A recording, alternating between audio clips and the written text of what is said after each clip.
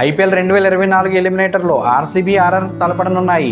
ఈ మ్యాచ్ రాత్రి 7:30 గంటల నుంచి అహ్మదాబాద్లోని నరేంద్ర మోడీ స్టేడియంలో జరగనుంది.